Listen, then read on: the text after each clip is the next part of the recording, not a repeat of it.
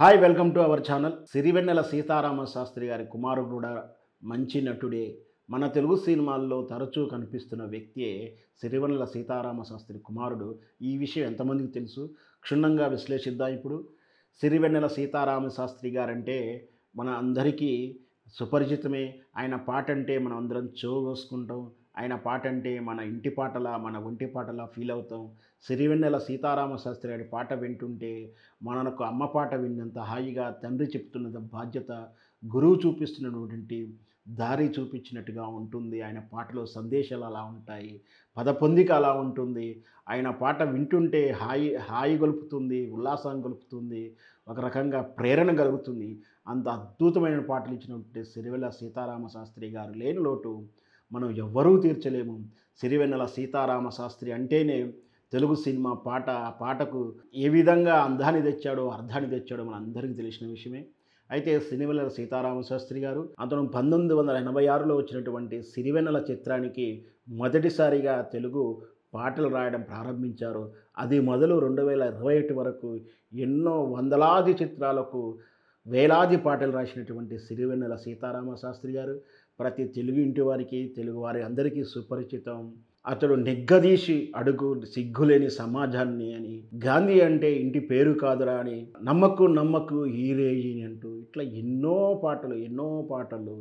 సురాజ్యం అవ్వలేని స్వరాజ్యం ఎట్లా అవుతుంది ప్రశ్నించడం, అర్ధరాత్రి వచ్చిన స్వతంత్రాన్ని స్వతంత్రం అందామా అంటూ ప్రశ్నించినటువంటి పాటల ప్రేరణ తెలుగు సగటు ప్రేక్షకుడికి అది మర్చిపోలేని పాటలు సీతారామ శాస్త్రి గారు.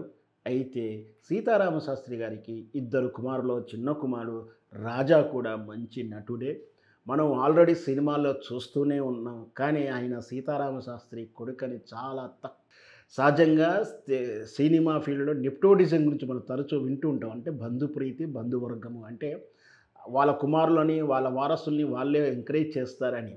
కానీ ఇక్కడ భిన్నంగా సీతారామ శాస్త్రి గారు ఏ రోజుకు కూడా కుమారుని గురించి రికమెండ్ చేయలేదు. కుమారుడు కూడా తన తండ్రి గారి పేరు చెప్పుకొని ఆఫీసుల చుట్టూ తిరిగి అవకాశాలు తెచ్చుకోలే. కేవలం తన నటన పేరు మీద, తన టాలెంట్ పేరు మీద అవకాశాలు వస్తున్నాయి. అతడు నటించిన చిత్రాలు పేర్లు ఒకసారి చూద్దాము. అంతరిక్షము, ఫిదా, మిస్టర్ మజ్ను, నా పేరు సూర్య ఇట్లాంటి చిత్రాల్లో కనిపించాడు.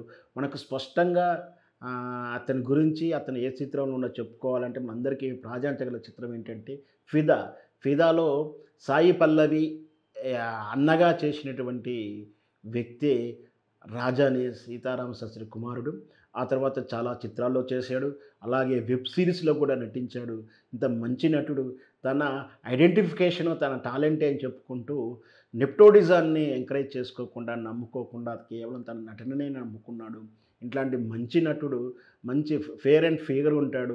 నటన టాలెంట్ విషయంలో కాదు, షెడ్యూల్లో, సినిమా లొకేషన్లో కూడా తోటి ఆర్టిస్టుల పట్ల కానీ, టెక్నీషియన్ల పట్ల కానీ మంచి ప్రవర్తన కలిగినటువంటి మంచి నటుడిగా పేరు తెచ్చుకున్నాడు.